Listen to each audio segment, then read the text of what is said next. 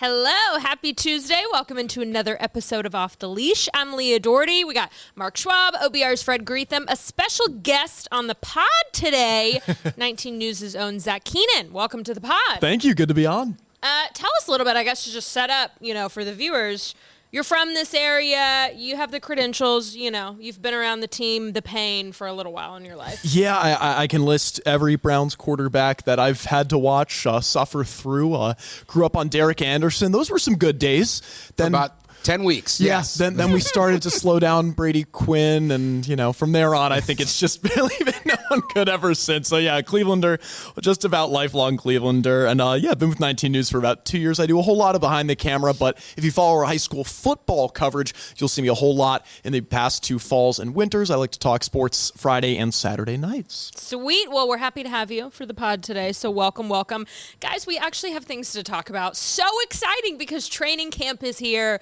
We no longer are playing this game of what ifs and how do we think these people are going to look and blah, blah, blah, all the boring stuff. We actually have action.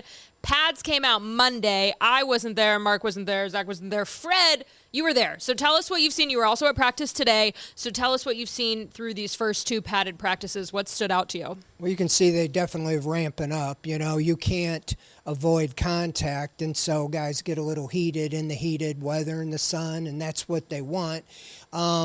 You're starting to be able to see some, the biggest thing you want to know if it's going to translate from non-pads to real football is what I call it.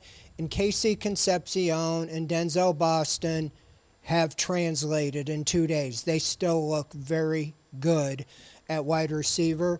And the quarterbacks, I thought Shedeur Sanders, yesterday, it was a typical Shedeur day. He didn't really, and then when the lights were on, final drive, 2 minute, he throws the walk-off TD to Gage Lavardin, so that's kind of what you're starting to see. You're starting to see him ramp up. The defense is just so far all over them. It's just they're starting to mount up some injuries. You're seeing guys not practicing, and those are some concerns. I'm glad you brought up Casey because did he practice today? I know yesterday he came down hard on his shoulder and he's a little sore. He was on the field. He did individuals, but he didn't do any team. Carson Swessinger missed for the 3rd day with a minor injury. Mason Graham, Michael Hall. Their defensive tackle room is really getting thin. They only had like 2 left because Sam Kamara got carted off, and we don't know. They don't say anything about what they have or what happened, but yeah, we just got to keep an eye on it. So, but KC, I think will be okay that he was even out there because some of the other guys aren't suited up or they're not doing anything. I think it's.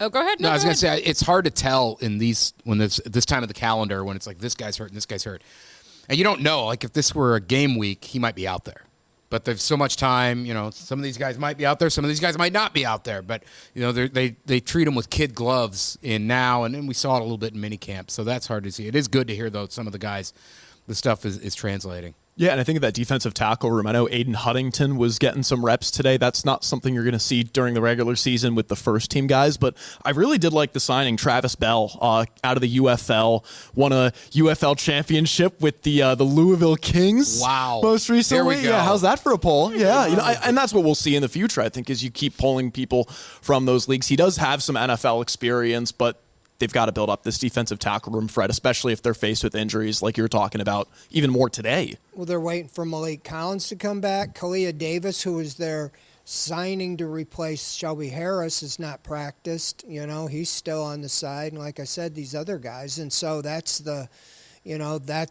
shrinking down. I mean, it was Aiden Huntington and I think – I don't even remember his name, number 62, the guy they picked up, a veteran, and those were the 2 guys at the end with the first team. So you always got to watch the soft tissues. These guys, get out there, they get sore, but, you hope they're not long-term injuries for sure. Well, especially with these receivers, when you talk about treating them with kid gloves, like this could be all we have. Like these could be our number 1 and number 2 wide receivers. Like we can't have anything happen to them. Like they've already looked great too. I mean, it's clear like why they were first, second round picks, whatever. Like they've already stood out compared to the other wide receivers they have. Yeah, he mentioned Gage Larvidan. My first reaction was, I forgot about that guy. That's the guy that dropped all the punts.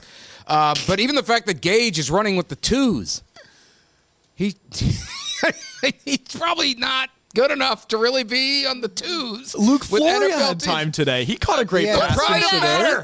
Before he got hurt, he had a good camp Yes, last he did. year. Yeah. And local kid went to Menor. Shout out Eastsiders. Kent State onto there. Yeah, Lake County making proud of that Cardinal football program.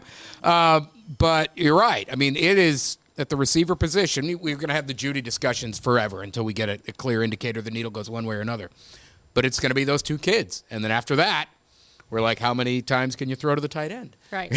Don't let anything happen to them. Well, Isaiah Bond is. That's true. You know what? flashy. Yes, that's true. I He's forgot about like Bond. a new wide receiver because Yeah. he wasn't even here at this time Yep. last year. So that's almost a lost year for him. He's got a lot of speed on him, too. I mean, that was someone when we were doing all these what ifs that we're expecting to have a breakout year. Another just update came out before camp today, but the Browns signed cornerback Tyler Hall, and they waived Jack Connolly. Didn't know if we had any thoughts on that. I think that hopefully means Tevin Jenkins is closer to coming back. Maybe a vote of confidence that this offensive line, the tackle room, is getting closer to full strength. We all know the Browns. Are they ever going to be at full strength on the offensive line? Nobody is ever full strength in the offensive line. I want to see Tevin Jenkins, though. They seem to be clearly excited about this guy. I mean, they brought him in last year, and then they were doing the rotating thing with him and Teller. And some of that certainly had to do with Teller.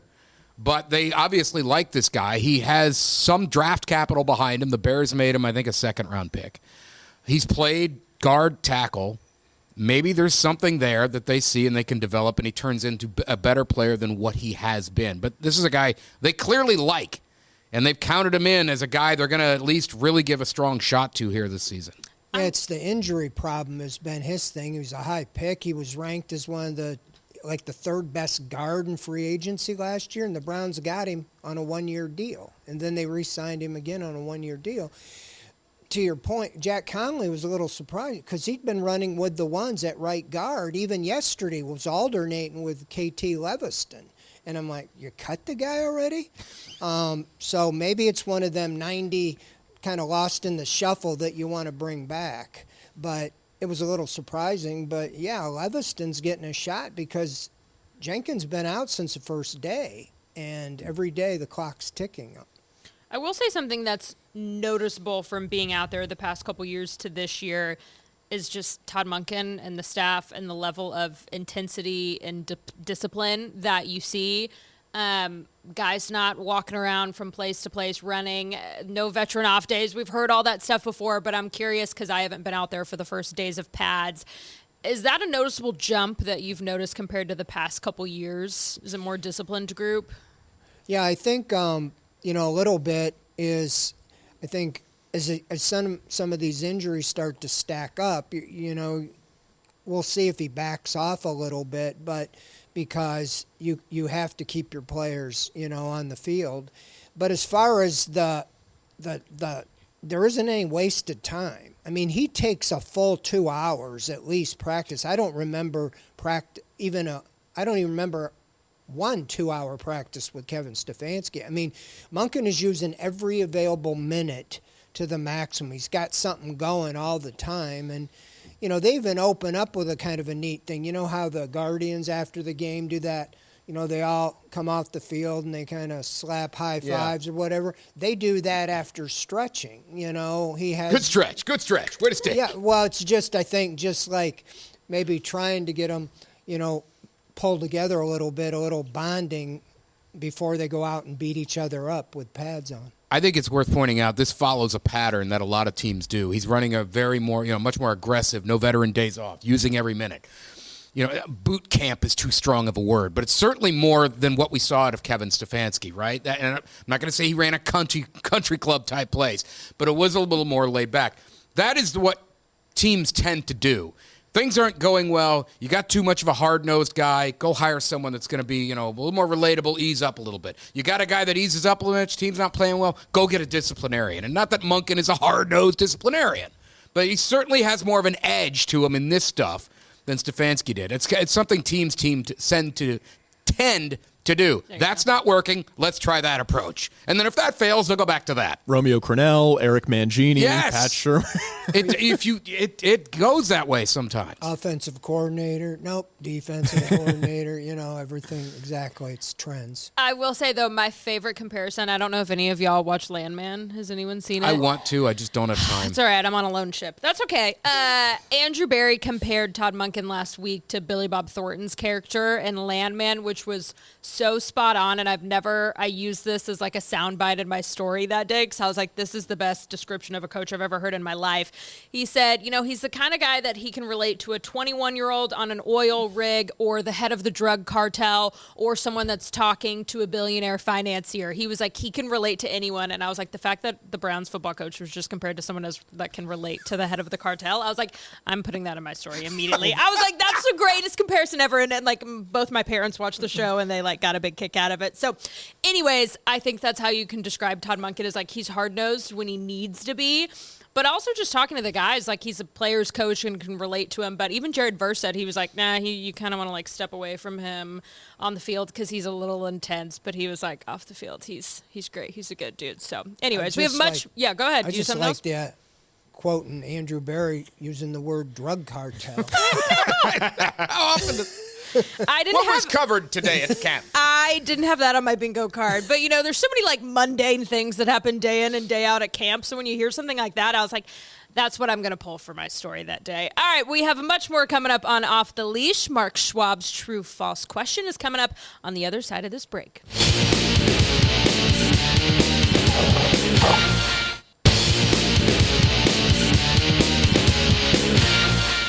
Off the Leash continues. True false question of the week. We got a new guy, Zach Keenan, with us this week. So, Zach, here's the rules. It's a straight up, thumbs down proposition.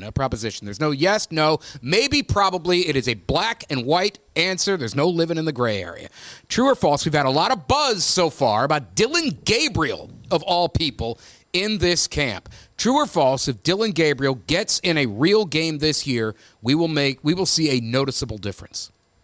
See, okay, before Zach answers, this is the problem with Mark's questions every single week. Define noticeable difference. It's a great question. See, he says no gray area, whatever. We need Right. to Great have some question. parameters. And sometimes a you little have to view a things- noticeable good difference, a noticeable bad difference. Good difference. Okay. All right. And great question, because there is a degree of you'll know it when you see it type of thing. So there's some subjectivity there. I understand that. But I would say, let's view it through that lens. You'll know it when you see it. He'll be markedly better. I think he'll be improved. I mean, So I you'd think, say true. Sure. Okay. I think from your first year to your second year, I'd find it hard to believe that you would get worse. I know that could happen, but I would imagine you'll at least take a step forward. And he has had a good camp so far. I mean, just looking at last week, he was the most consistent quarterback. Granted, you're not going with the ones or whatever, all that stuff. I understand that. You also don't have pads on and, XYZ and things like that. But I thought, Fred, you could speak to it a little more. I thought he looked good last week. I thought he looked consistent. Yeah, he did. There's a reason he's getting reps now because this is a Todd Monken the way, you work your way. It's a meritocracy if you deserve. And he said that he's stood up and the coaches have taken notice. So he's getting reps. He's getting chances. I think he's going to look good in the preseason when he's going against the third and fourth teams on these other teams because the Browns have deeper receivers. And I really do. If he would have, this is a big if, but if he'd have been a couple 3 inches taller, I think he'd be the starting quarterback. Because there's a case that he has outplayed the other two. They have not really, there's been flashes, but he's been pretty consistent throwing the ball and in whatever time he's been given. Thumbs down. False. I'll go against the grain here. Oh my gosh. Yeah, Fred, unless he ended up being 6 to 8 inches taller, unfortunately, this is not 8th grade basketball where Zach shows up from summer and is 8 inches taller from a summer growth spurt. That's not happening here. Dillon Gabriel, I have nothing personal against the guy, but when I saw Daniel Ofusi from ESPN saying that the streets are saying that he and Cedric Tillman are the new Joe Montana to Jerry Rice. That's wow. Not going that far. Wow. I'm not going It's as just far. a true false. Then absolutely false, unfortunately, for Dillon Gabriel in camp. I don't think he's going to make that big step forward. This is a whole new offense. He's looked great against guys who are going to be on the practice squad. And I think that's kind of where it ends. We're still seeing a lot of the issues as before, where he's just taking time to make decisions, and that's why I'm saying false. All right, so We have another quarterback that likes to take a lot of time to make decisions as well. I would just like to toss that out there. Yeah. I want to be wrong, but I'm going to say false. I specifically phrased it as if he gets time in the regular season, because I do think, to Fred's point, he probably will do well in the preseason. He's going to be playing against guys that'll be driving a Pepsi truck in a month.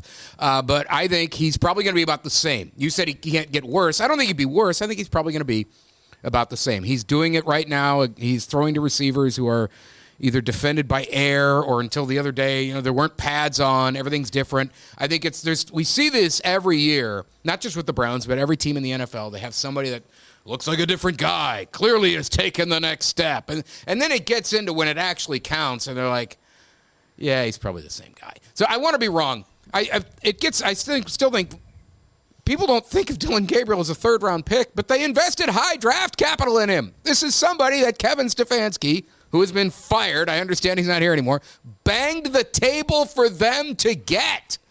I want to be wrong. I just don't think I'm going to be wrong. I'm going to say false. It's fake. He's not good.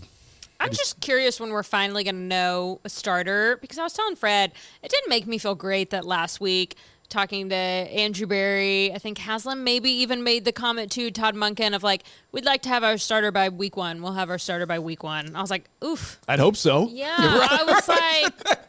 I think that's a fake cop-out Yeah. answer. They're going to have it by the Bills weekend.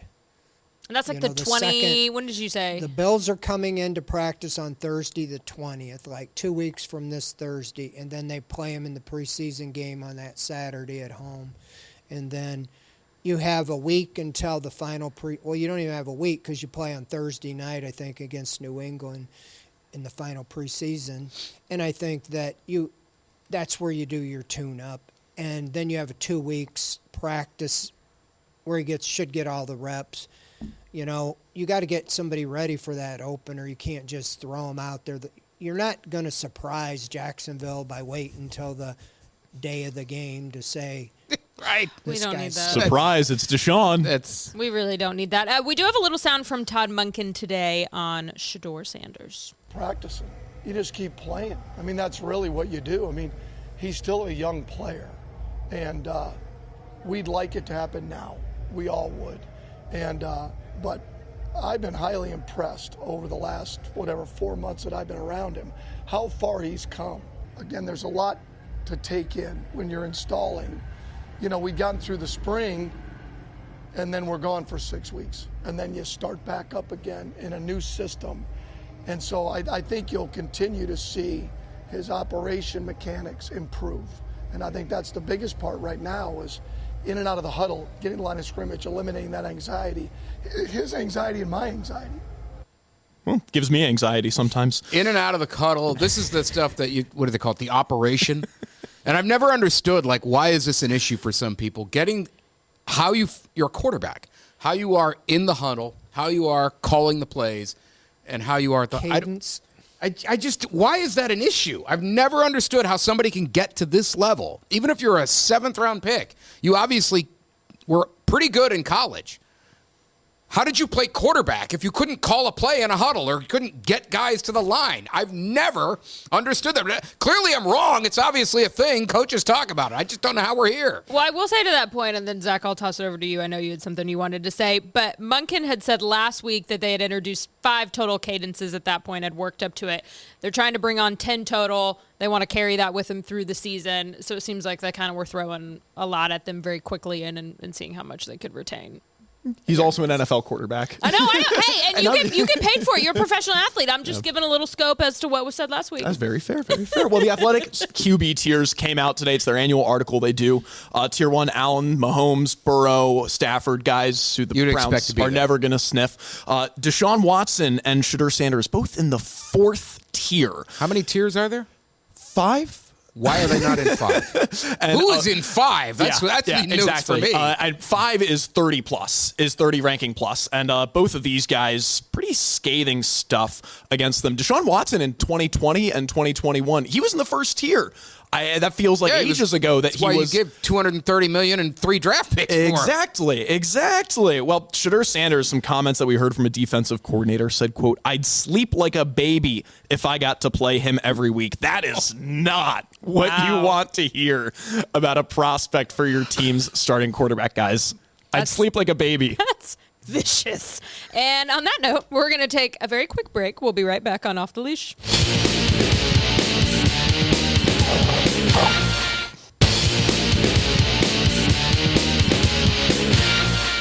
Welcome back in to Off the Leash. I know this is a football podcast, but guys, I have to show you this merch that I got today. Merch. All right. This is why Leah was not in practice Hold today. on. This is what I was doing this morning. All right. Can you see it? Sirens. Hear the How call. about that? Cleveland's new WNBA franchise will be known as the Cleveland Sirens. They officially announced it this morning, which was super exciting. Yay for women's professional sports in Cleveland coming in 2028. We can just do another podcast for that. Schwab wants to do a Guardians one. We can just start running them all back over Here's the here. thing. There's a lot of shows we could do. We just don't have the time We to need do more time, and less TV shows for us to be in, more podcasts for us to do. But it was super exciting. I thought their branding was awesome. They had little bubbles floating around, waves on the ground, a super sick video, and sirens are menacing. I mean, I just saw the Odyssey, so I saw the You know what a damage. siren is? What I do? Do I know? I just saw the Odyssey. Yeah, so it's mermaids, but they're like the evil mermaids, and then they call out. They have the song that you can't resist, brings in the fishermen, and then they. Yeah. To my understanding, that's what they did to a couple people on the Odyssey. So I have not seen the Odyssey yet. you need to. It was absolutely incredible. But yeah, super exciting stuff. So and 2, we're gonna have those dog days of summer that we always talk about, where there's not much going on. Now we will have stuff going on. That release event looked awesome, Leah. Yeah. I need to hear more about it because it looked like the energy in that place was off the charts. And they're going to be playing during the best months in Cleveland that they have to offer. I mean, some of those Cavs games, those winter months when you go and cover them, I mean, they're miserable. So the fact that you're going to be able to go cover a game during the prettiest months, June, July, whatever, I mean, that's great. Yeah. No, it does. The WNBA is smart with where they put their schedule because there's nothing other than Major League Baseball, and for our coverage purposes, yes, there's a lot of days. I'm coming in to do the sports, and it's like Guardians are off today, and Nothing. And okay, time to let's start making something out of nothing. And even if they play, that you covered that game, but there's really nothing else going on. If Browns haven't started, Cavs are done. And for the Cleveland sports fan base, this gives you something else during the summer other than the baseball team. Yeah. So it's another little thing to do. And I will say, I was there in 2024 when the women's Final Four was at Rocket Arena. Well, that's great. Sold out in 30 minutes. I mean, obviously, that was Caitlin Clark and had the pull of so many things. I mean, that was incredible. So, this is Northeast Ohio, I think, is just a community in general that, really gets behind women's sports. And so, to be able to have this franchise coming here to win the bid, and, the event today was awesome. All right, since you brought it up, and if I got a minute, I'll point this out. Because some people have wondered, they had a WNBA team here before, and it didn't work out. Why does Cleveland get another one? Why is this going to be different? Haven't we seen this movie before? No, you have never seen a WNBA team here owned by an ownership group with Dan Gilbert in charge. There you go. Yeah. It is not an apples to apples comparison. And just seeing the event today alone, I mean, they have put a lot of resources behind this. I think this team is going to be a really big success. So looking forward to it. That does it for another episode of Off the Leash. I'm Leah Doherty for Zach Keenan, Mark Schwab, OBR's Fred Greetham. We'll see you next week.